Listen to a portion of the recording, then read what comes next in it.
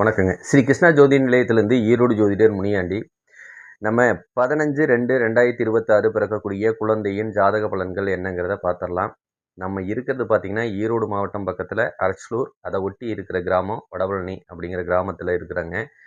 நம்ம வேணுங்கிற தகவல் கொடுத்துட்ருக்கோம் ஜோதிட ரீதியாக. தேவைப்படுறவங்க கீழே இருக்க நம்பருக்கு கூப்பிடுங்க. முடிஞ்ச வரைக்கும் சப்ஸ்கிரைப் பண்ணுங்கள். உங்களுக்கு தெரிஞ்சவங்களுக்கும் அனுப்பி வைங்க. இன்னும் அவங்களுக்கு 4 விஷயம் கிடைக்கட்டும். குழந்தை பிறக்கிறது ஞாயிற்றுக்கிழமை அன்னைக்குங்க. அதாவது விசுவாவசு வருடம் மாசி மாதம் 3ஆம் தேதி குழந்தை பிறக்கக்கூடிய அமைப்பு. உத்திராட நட்சத்திரம் மகர ராசியில் குழந்தை பிறக்குதுங்க.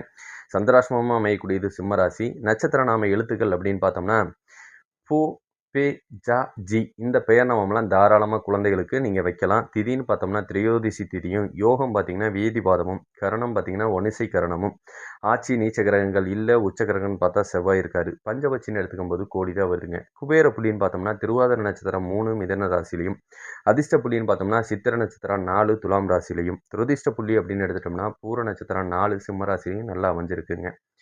உத்திராட நட்சத்திரத்தில் பிறக்கக்கூடிய குழந்தை எடுத்த உடனே தசாபுத்தி சூரியனோட தசாபுத்தி அனுபவிப்பாங்க. அது 6 வருஷம் ஓடிட்டு இருக்குங்க. அதுக்கப்புறம் சந்திரன் பார்த்தீங்கன்னா 10 வருஷம் தசாபுத்தி காலம், செவ்வாய் ஒரு 7 வருஷம், ராகு ஒரு 18 வருஷம் அப்படின்னு வரிசையாக வந்துட்டு இருக்கும். இத்தனை தசாபுத்திகள் மட்டும் நல்லா அமைஞ்சிருச்சுன்னா, நல்ல லக்னமாக அமைஞ்சிருச்சுன்னா, அம்மா அப்பாவுக்கு இடையில் நல்ல ஒற்றுமையையும், 2 பேத்துக்கு இடையில் நல்ல வருமானத்தையும், லாபத்தையும், சந்தோஷத்தையும், குழந்தைகள் மூலியமாக கிடைக்கக்கூடிய சந்தோஷம், அவங்களோட வாழ்க்கை மூலியமாக கிடைக்கக்கூடிய சந்தோஷம் எல்லாத்தையும் அனுபவிக்கக்கூடியது ஒரு 50 வருஷம் வரைக்கும் நீட்டாக சந்தோஷத்தை அனுபவிச்சுட்டு இறக்கக்கூடிய காலத்தை உங்களுக்கு கொடுக்குங்க. ஒரு சில லக்னங்கள் என்ன பண்ணும்னா, உங்களுக்கு இடையில் வேண்டாத சண்டை, பிரச்சனை, பிரிவில் போய் முடியக்கூடியதோ, கடன் நோய் கொடுக்கக்கூடியதோ, விபத்துகளை ஏற்படுத்தக்கூடியதோ, ஊரை விட்டு தேசம் விட்டு அனுப்பக்கூடியதோ, இது எல்லாத்தையும் ஒரு சில லக்னங்கள் கொடுக்கும். சரி, அந்த லக்னங்கள் மட்டும் என்னென்ன அப்படிங்கிறத மட்டும் ஒரு பார்வை பார்த்துருவோம்.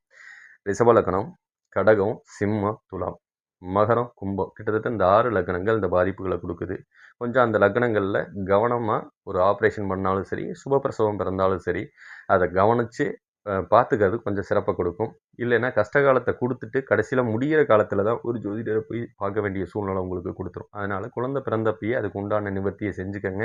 இல்லைன்னா அது மாதிரி வழிபாட்டு தலங்களுக்கு போயிட்டீங்கன்னா கொஞ்சம் சிறப்பாக கொடுக்கலாம் அப்படிங்கிறது எடுத்துக்கோங்க. சந்தேகம் இருந்ததுன்னா கீழே இருக்க நம்பருக்கு கான்டாக்ட் பண்ணுங்கள். உங்களுக்கு வேணுங்கிற தகவல் கிடைக்கும் அப்படிங்கிறத சொல்லிக்கிறேன்.